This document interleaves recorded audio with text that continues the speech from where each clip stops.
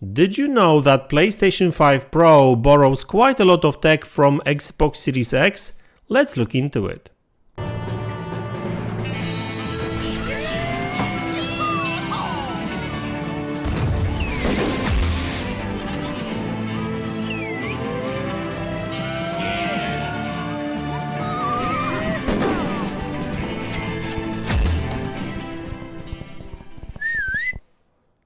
Hey guys, welcome back to the channel. So today I would like to talk about both PlayStation 5 Pro and Xbox Series X. I will compare these two a little bit specs wise and tech wise, because it looks like PlayStation 5 Pro actually comes with a lot of tech and features that Xbox Series X already have, and PlayStation 5, the regular PlayStation 5, don't have some of these features. So that makes PlayStation 5 Pro interesting as well, in a sense that the more consoles will have some of these features, the better that's for games, and also Xbox Series X, I guess, right? Because not all of these features are still used. So what they say, the better, the more the merrier.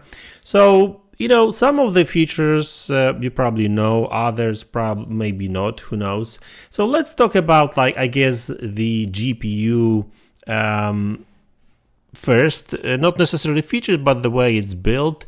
When PlayStation 5 and Xbox Series X first launched, there was quite a big of a debate whether it's better to upclock the GPU but keep it smaller, or should the GPU be wider, bigger, but running at lower clock speeds. So that was basically a PlayStation 5 versus Xbox Series X approach, and it looks like PlayStation 5 Pro is going towards more Xbox, in a sense that they chosen to go with a bigger and lower clocked CPU. I mean, I say lower clocked CPU in a sense that instead of upclocking the GPU, so I think the clocks are very similar to PlayStation 5, they just decided to build a bigger GPU, right? So, it actually comes with more compute units than the Xbox Series X, and it will have more teraflops. I mean, genuinely speaking, PlayStation 5 Pro is going to be way more powerful than Xbox Series X, of course, and compute-wise, performance-wise, we'll have to wait and see, because a lot of stuff depends on the memory bandwidth and CPU. So games will speak for themselves, I guess.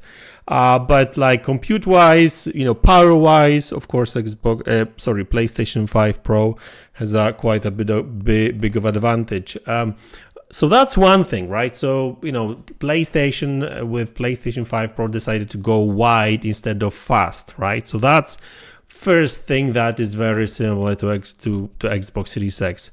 Now, by the way, all these things, specs, features, I said that PlayStation borrows from Xbox, but in reality, it's just a matter of their choices, right? It's not like, AMD allowed Xbox to go this way or PlayStation that way, right?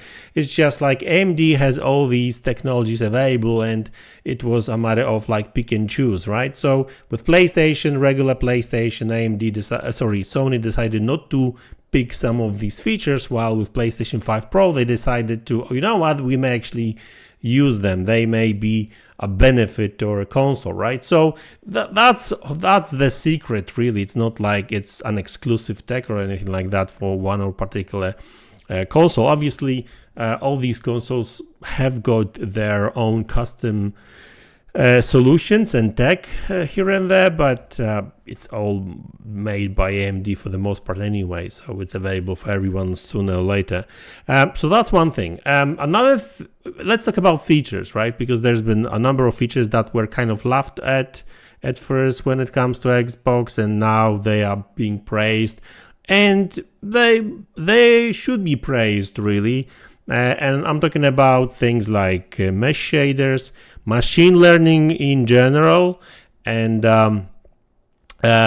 mesh. That's variable shading rate, I think it's called. And I think there was one more thing which I'm missing right now. It will come back to me probably in a minute, because I think when I was first reading about these features, and some of these features have been confirmed by Digital Foundry, if you watch them. So like, we know that machine learning finally is going to be accelerated. Ray tracing both had that, both PlayStation 5 and Xbox, I guess. Yeah, but mesh shaders was a big one. Variable rate shading was another one, and that PlayStation 5 Pro will have that finally. So what I'm trying to say here is that like looks like I guess PlayStation decided that, we're going to be building that bigger GPU, and so why don't we just adapt, and why don't we just put these features there, because looks like developers are using them.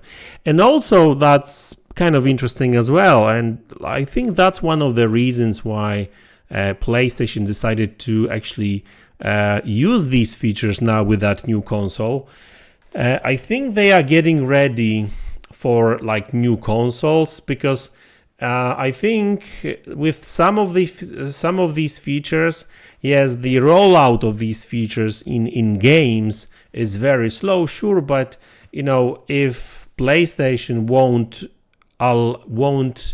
give options to developers, when PlayStation 6 arrives, like 4 years later, 4 years later, and these features going to become industry standard, developers will have to kind of adapt to it, like making games for PlayStation.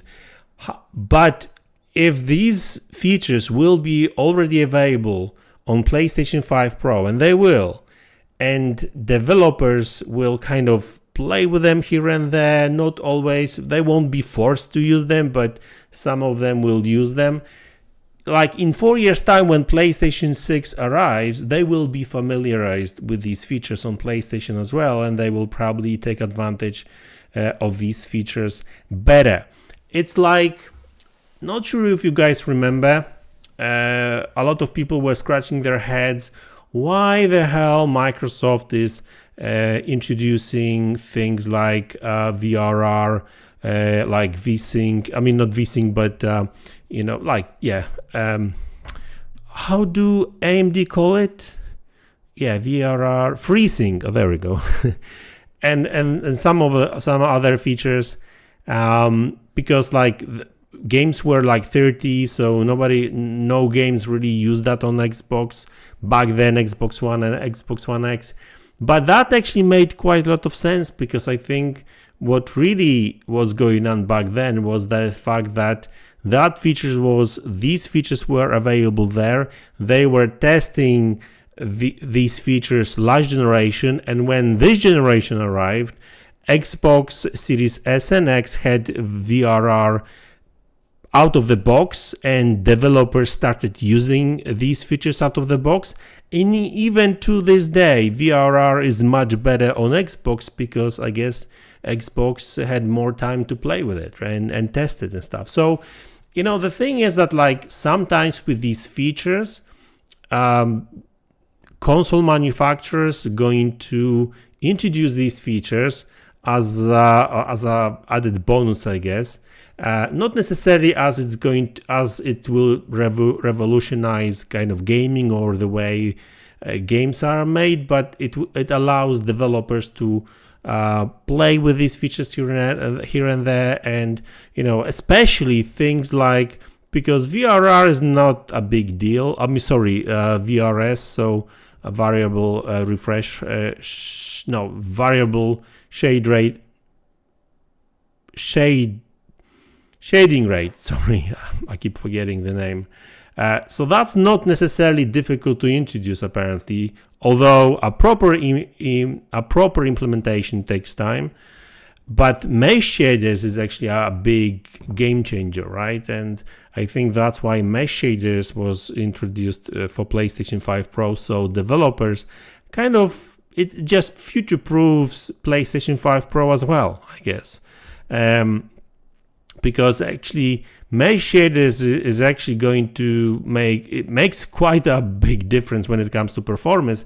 We've seen that with Alan Wake, for example, but the problem is that it takes a lot of work to implement it in games, right? You really have to have you have to rewrite the whole geometry pipeline in a game engine, right?